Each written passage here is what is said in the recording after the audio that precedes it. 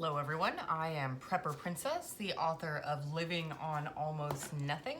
I will go ahead and leave a link down in the description box for you below if you're interested in purchasing the book. So today I want to talk about just the type of lifestyle that I live and how people think it is super extreme, but to me it's like not extreme at all. And a lot of people are like, oh yeah, I'm super frugal, and I'm like, really? You think that's frugal? That's so cute. That is so cute that you think you're frugal, but you're not. So I'm gonna go over like these, just really, it's faster than it should be, but take everything into account and just try and absorb it like a sponge, okay? Because this is like serious information. All right, so if you are looking to live an extremely cheap lifestyle, here's where you start. You start from the big things and work your way down. So you don't want to start with saving money on food. That is the last place you should be saving, because it's very small if you direct it, if you're comparing it to like your housing, your transportation, and your health care and all this stuff. Food is last. It is the fastest, but it's the last. The first thing you need to do, start with the biggest thing. Your biggest ticket item is gonna be your housing. First of all, buy smaller than you can afford. You're gonna get pre-approved or approved for a certain type of loan, and say they give you $300,000. Well, you shouldn't be looking at houses that are $300,000. You should be looking in the $200,000 range. You don't want to sort of like make things so expensive for yourself that it's gonna be a really, really tight budget for the next 10 years. Paychecks do not rise as fast as inflation, so it's just going to get harder and harder and harder. So always buy smaller than you can afford. If you are looking to save money or get a super cheap house, they are still all over the country. I see houses for $25,000, $50,000. These are really cheap houses. This house that I'm living in is a house. It's not an apartment, and it was $67,000. So if you're looking for something super cheap, look small, okay? 1,000 square feet or less is considered small. So you're gonna save a lot of money there. And I'm looking at my list here. You want to get a fixer-upper if you can. Just make sure that the foundation and plumbing is in good condition. The rest you can fix yourself. It's mostly cosmetics or just small stuff, and you can do them piecemeal. You can do them one at a time. So fixer-upper, if you buy a house with no garage, that's gonna save you a good $30,000. If you buy a house with no driveway, meaning there's no pavement in your driveway and it's just dirt or it's just grass, that's gonna save you another $20,000, $30,000. You want to look for up-and-coming neighborhoods, so places that are sort of economically deprived, but the area is growing really rapidly. That's really going to increase your property value, and you might be able to sell in a couple years, get a huge profit, and move to a nicer area. Or if you're like me, you just like the area that you live in. If you are on disability or Social Security, so your income is coming in every month, you're on a fixed income, you know what you have, you know what you can spend. So who cares where you live? You're not out there looking for a job. You're not trying to be part of the job market. So it doesn't matter where you live. So just look for those low-cost areas. Presque Isle, Maine, Winchester, Indiana. Yeah, you're not gonna be able to live in a place that has amazing schools, a great nightlife, city life, public transportation. No, if you're looking for a cheap place where you might have to be living in poverty, you're gonna have to look at these types of areas. It doesn't mean it's a bad neighborhood. It just means that you might be bored sometimes, so you have to learn how to entertain yourself. If that's the case, you can also refinance your mortgage for a lower rate. Right now, mortgage rates are going up, so hopefully you purchased within the last year or so. If not, you might be in for a bit of a world of hurt, but if you have a really high interest rate, you still might be able to refinance for a lower rate if you have good credit. Get roommates. Believe it or not, I have a roommate. He's actually in his room right now. And you know, people ask me why I do this. It's none of your business why I do this. I have a roommate. I like the guy. He's really cool. We hang out and we're friends. So getting a roommate or two or three. Now, when I was a little kid, my babysitter, who I considered to be a second mom, she was a foster parent. She had a 3-bed house, 1 bath, 3-bed, 1 bath. And she converted her garage into a 4th bedroom for her son. So she had all of her foster children in the 3 bedrooms, and then she had her son in the 4th bedroom, and she slept on a couch that opens up into a bed. She was the biggest minimalist I've ever met, but you know, you don't have to have a huge house, and you can get roommates. It's okay. Not all, and everybody's like, I don't want to deal with a roommate. What if they don't pay rent? What if they don't do this? Then don't get a roommate that you don't know. Get somebody that you do know, somebody that you trust, somebody that you like. Do the Golden Girls thing. Rent out each of the rooms, share the cost of living. And it really can help you out. The next thing after housing is like the other big ones: car insurance, home insurance, health insurance.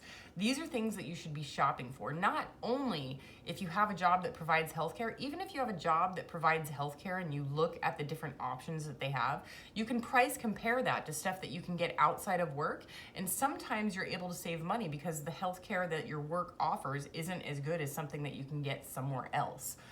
Car insurance. So I personally have AAA, and AAA depends, but on the West Coast and the Southwest, I'm in Arizona, California, then like Washington, Oregon, Nevada, stuff like that. It's incredibly cheap. I have 2 cars. I have a 24-year-old Camry, and I have a 7-year-old Corolla.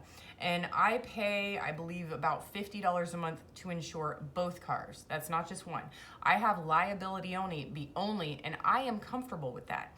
People say, no, you shouldn't have liability only. What if you get in a car crash and you have to replace your car? I have spare. What if you have to, get a new car? I have the cash on hand to buy a new car. I'm not worried about it. Okay, if I cause damage to another person's car, I have the money to cover that too.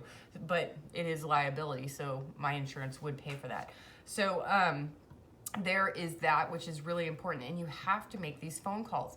I tell you time and time again, I tell people, just call the place, ask for a higher premium, whatever. And they just say, no, I don't wanna, they won't do anything for me. Really, it just comes down to laziness. You guys have to make these phone calls. The people on my channel who have made these phone calls, they will leave me comments and they're like, you just saved me $50 a month on my car insurance. This is crazy. That's like $600 a year.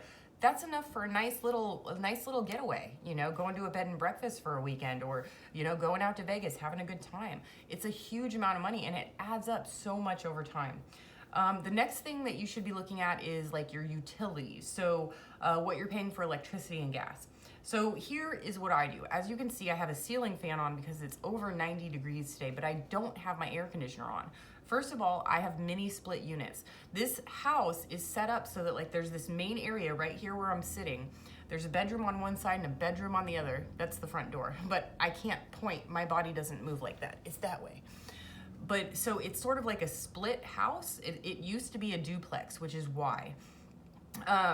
And I had a point and I forgot. Oh, so I decided to go with the mini splits so that I could air condition each section of the house without affecting the other. So essentially I'm using half the electricity on my air conditioner that I would use otherwise if I had a central air conditioner. And I've never had central air conditioning in my life.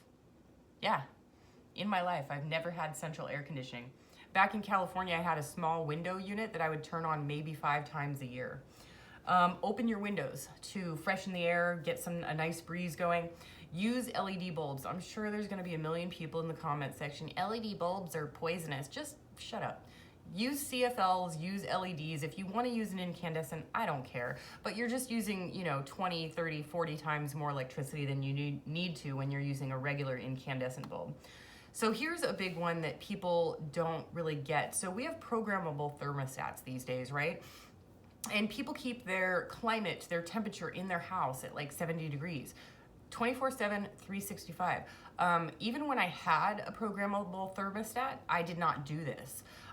It was off. There was like this knob, like an on-off switch like you would see on a breaker. It wasn't on the breaker, but it was an on-off, and then you had to turn the gas. So I always kept the gas off with the breaker off, not the breaker, but the light switch thing that was there. I kept that off until I was literally right then going to use the heater. Otherwise, the programmable thermostat would keep my house at 70 degrees and it would keep going and going and going. And that's not something that I want to do, because that uses like the most electricity in the house, and it's crazy. If you just go and turn off your thermostat and just, try and acclimate your body to the weather instead of the weather to your body, it's gonna save you like at least $100 a month on electricity and gas. Check peak hours. So if you look up online your electric company or your gas company, check out what their peak hours are and do all of your big stuff during non-peak hours. So that's like loads of laundry. Laundry, washer and dryer, if you use a dryer, uses large loads. Dishwasher, vacuuming, those are really, really high watt usage things that you want to do during off-peak hours. It might save you a few bucks. Go solar slowly. This is after you've made all of the changes. And also, I do want to say go smaller. So for refrigerators, the average is 25.2 cubic feet. People stuff food into their refrigerators and they don't eat like half of it. Like literally, they will stuff their fridge so full, they will be overspending on food and they never eat half the food they buy because when you open up the fridge doors, it's so overwhelming and half the stuff you don't want to eat. So go smaller. I have a 11 cubic foot fridge. It's a Whirlpool, energy efficient, and it uses it has a 750 watt peak, but it uses like 30 watts or less. Very, very little. And it turns on and off as needed. So way, way less than the standard American uses for a refrigerator. And again, I have a roommate, so there are two of us using that fridge and there's still space open. So if you have like a huge family, there's 4 or 5 of you, go with a 14 cubic foot. That's plenty of space and it'll help you so that you're not wasting food. And then once you've done all of these things, you've implemented all of these different money saving things, you're gonna have a couple hundred extra bucks every month. Go solar slowly. I do not recommend going grid tied because I do not believe in grid tied solar. I think that the solar companies are charging way too much. I honestly don't even think that the electric companies are giving a good payback. So they're using it when it's most needed, and then they're paying you when it's not needed, and they're giving you like they're taking it at the highest rate and giving you the lowest rate. And I simply don't believe in on-grid solar, but I do believe in slow off-grid solar. A solar panel nowadays, back when it was like $500 per panel, it's now like $85. You can get 100 watts for $85. And then a charge controller is like 150, an inverter is 150. So after like 2 or 3 months, you've got 200 watts of solar, and then you save another month and you get yourself a battery, and then you plug your stuff into the battery instead of going straight to the electric company. And this is the only way that electric companies can't really touch you. If you have an inspector come to your house and he's like, I see you've got non-permitted solar, you can be like, no, it's not connected to anything. It's just in a battery. You can't get me there. And I've had that happen, and they don't appreciate that very much when you're like, no, it's not attached to anything. Nice try. And they will try and get you for that. But if you're just like, nice try, no, and you show them, it's actually kind of fun to do that. But go slowly. Don't go out and buy a $20,000 system. You can do it yourself for $1,000. Like, seriously, like you can go practically off grid with 1,000 watts, or I'm sorry, $1,000. And then turn things off at the panel when they're not in use. Water heater is my biggest one. So people talk about Legionnaire's disease. Well, my water heater is outside, and in the summertime, it gets to be 125, 135 degrees here. So my water heater doesn't turn on anyways. So I just flip it off at the breaker. And the water is hot. Like, you wake up at 7 in the morning and the water is 130 degrees. It's hot. So 6 months out of the year, I don't even need a water heater. It's awesome. But if you live in an area like that, you can turn your water heater off for 3 days at a time. Well, there's different ways you can do it. If you're a single individual, you can turn it off for 3 days at a time if you're just taking shorter showers.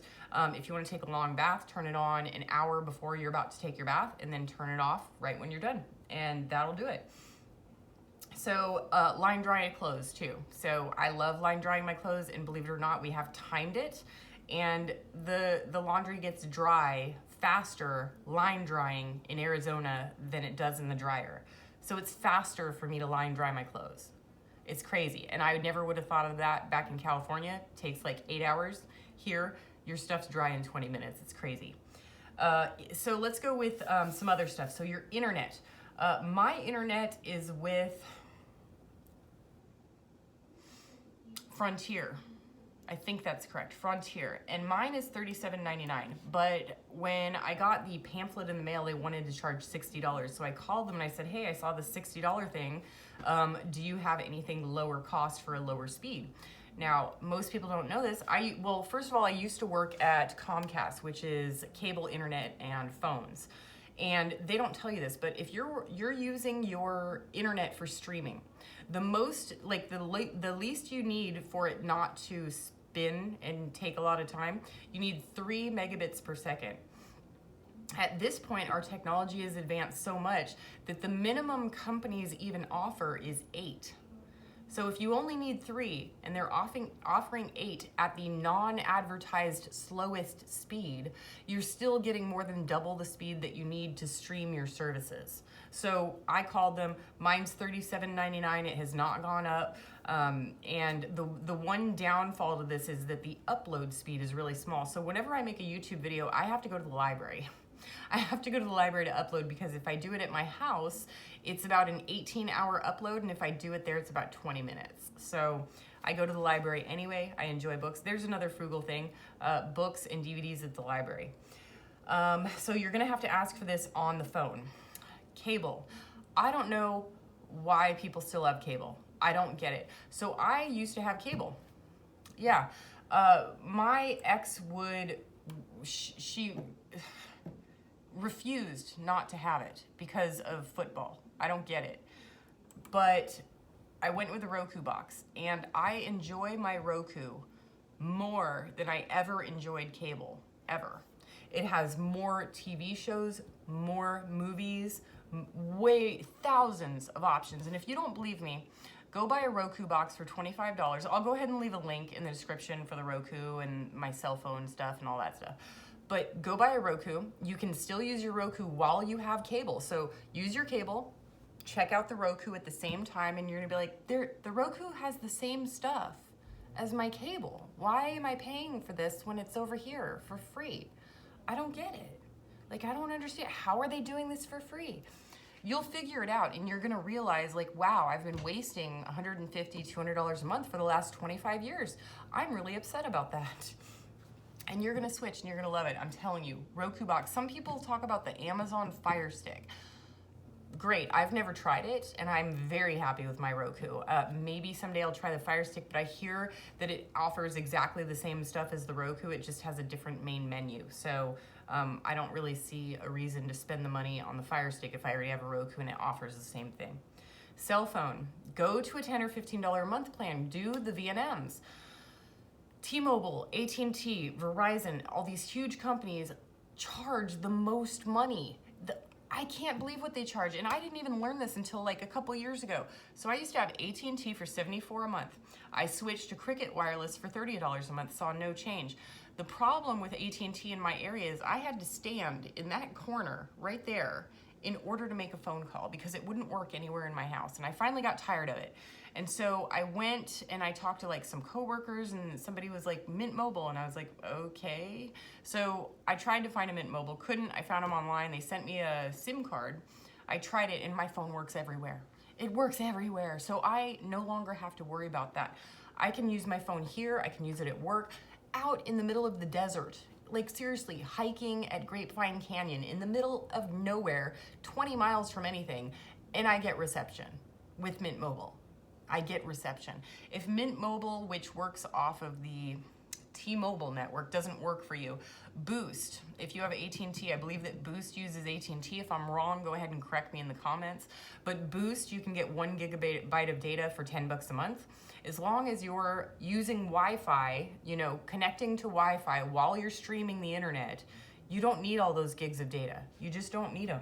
And so many places offer free Wi-Fi. McDonald's, Starbucks, the library. Probably go to Lowe's or Home Depot or like Walmart, and they have free Wi-Fi. So I don't understand why people are spending so much on their cell phone when they can get it for so much less. So let's talk about stuff. All right, so let's talk, okay, I'm a woman, obviously. I use makeup, I use soap and shampoo and conditioner, but I use the cheapest of everything that I can, right? So the only thing I can't use that's cheap is foundation.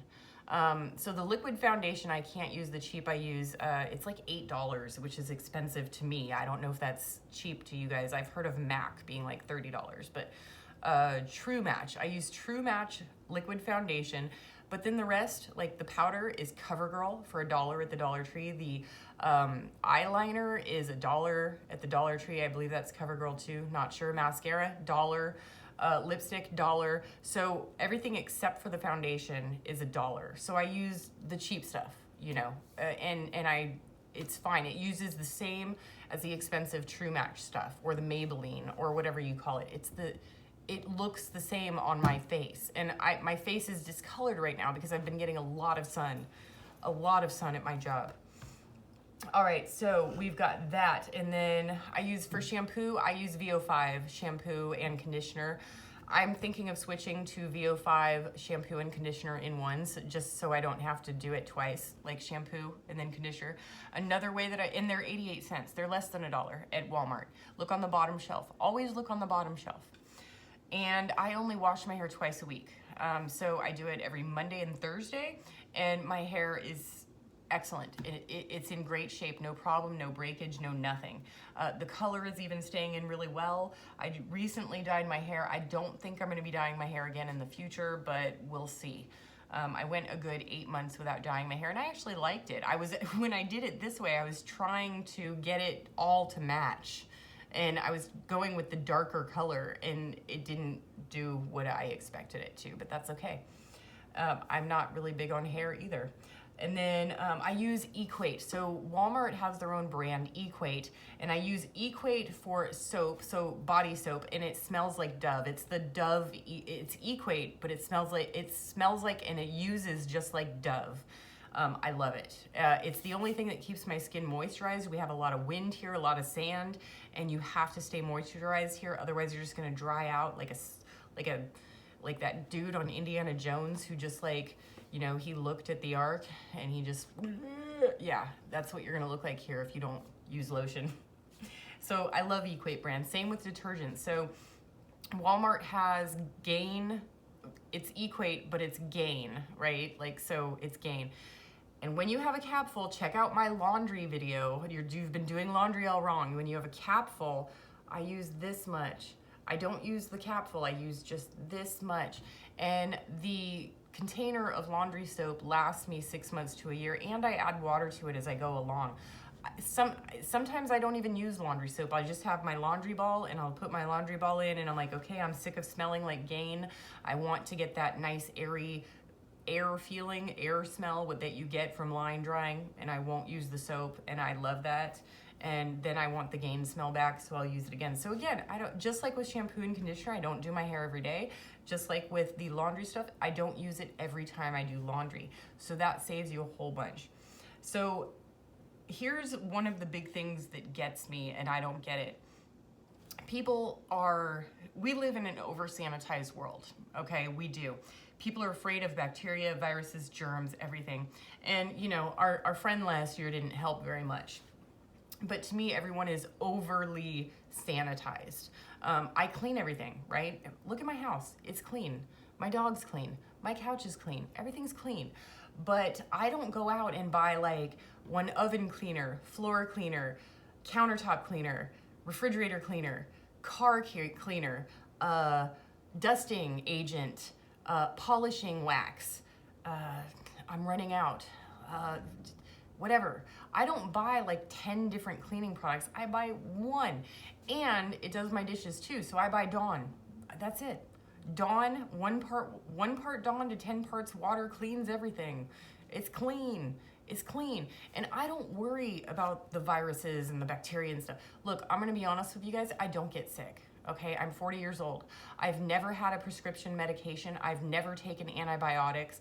I've never taken aspirin. I think I've taken aspirin twice and it did nothing. But I don't get sick. I don't. I exercise, I eat right, and I live my life, and it's awesome. I'm not bragging, and I know that a lot of you have health issues and stuff like that, but look, don't be angry about it and take it out on the rest of the world. Do something about it. Start eating healthy, start exercising, get your sun, get your daily vitamin C, start doing good deeds. I don't know, walk your dog, have a blast, but don't go overly sanitizing everything. It actually makes your body less adapt to fight viruses. I played in the mud all the time as a kid. I was the dirtiest kid around. I would go rappelling and rock climbing and go literally make mud pies and pick blackberries in the middle of the forest and all this other stuff.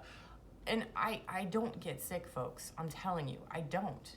And if you were to go like this on my countertop, or like this on my TV stand, or like this on my kitchen table, on my floor, you're not gonna get anything on your finger because my place is clean. It's very clean, but it's not overly sanitized. I use mostly water and Dawn, and it works. All right, so last thing is shopping. So a lot of people shop for entertainment. So those who are first starting their frugal journey, they're like, okay, well, I'm gonna start shopping at thrift stores. And I used to do that. I used to be like, okay, well, if I'm gonna buy clothes, I'm gonna do it at the thrift store. And sometimes I do. I sometimes do, but here's the thing. You turn your entertainment from shopping into entertainment shopping at a thrift store. So you're still spending money that you don't have to because you're bored. So a lot of people are like, I'm just gonna go to the thrift store and see what they have. And it's like you end up going in there and you spend $30, $40, $50. Well, whatever it is that you're going to the thrift store that you are looking at while you're there, think about this. You're however many years of age. I don't know, you're 20, you're 60, I don't know. You're at the thrift store. You're like, I've lived my whole life without this product. I've never needed this in the 60 years that I've been alive, but it's right in front of me, so I need it now. No, you don't. You've lived 60 years without it. You're gonna make it another, let's say 40 years. Let's say you make it to 100. You're gonna make it another 40 years without that thing that you're looking at the thrift store. You're gonna be okay. You're gonna be okay. And I just do not shop. I don't shop. If I need a pair of pants or a shirt or something, which I can't remember the last time I've bought clothes, to be honest with you. I did buy a pair of shorts for work because it gets to be in the hundreds and I work outside. So I did buy a new pair of shorts because I was using my gardening shorts with have paint and holes on them, and now it's an embarrassment to be in public in them, so I only use them at home. So I bought a pair of shorts, but I didn't do it at the thrift store. I just went to Walmart and I got a $15 pair of shorts that has pockets. But think about it, I hadn't bought anything for 2 years. I spent $15 in 2 years, and I bought it brand new. I didn't go to the thrift store. So that's something that's really important, is if you are using shopping for entertainment, don't use the thrift store as an excuse. Go to your library, go read some books and get some DVDs. And you're gonna be just as satisfied after watching those movies and reading those books as you would have been after the thrift shop, and with the added benefit of not getting buyer's remorse. All right, folks, these are my, 28 minutes of tips and tricks. Okay, so these are my 28 different things. 28 minutes of different things. Try the cheap stuff. If you don't like it, it only costs you a couple bucks, right? But if you do like it, you can do that. Also, I almost forgot. Oh my God. Okay, I'm so sorry. Disposables. So don't buy anything disposable. You guys have seen my videos. You've been watching me forever. You saw I don't use toilet paper, or I use very little. I use maybe 1/20th the amount of toilet paper that other people use, because instead of buying a big roll of toilet paper for 30 bucks, I spent $25 on a bidet and $5 on toilet paper. So now I use a bidet, which is more hygienic, more clean, makes you feel fresh and clean, and I don't have to buy toilet paper. Instead of paper towels, I just use washcloths. I think I got them for like $17 for like $3 at Walmart like a billion years ago, but just washcloths. And if you don't want to buy washcloths, just use an old shirt that you're not not using, and you could just use them. And I have dinner napkins for wiping my face when I do that. You know, I've got, what are they? Microfiber cloth, so that I don't have to use like expensive fancy Windex on my car windshield. I can just use water or my Dawn mixture and then use the microfiber cloth. And I've had these cloths for so many years. I have no idea what I spent on them. But just get rid of all disposables if you can.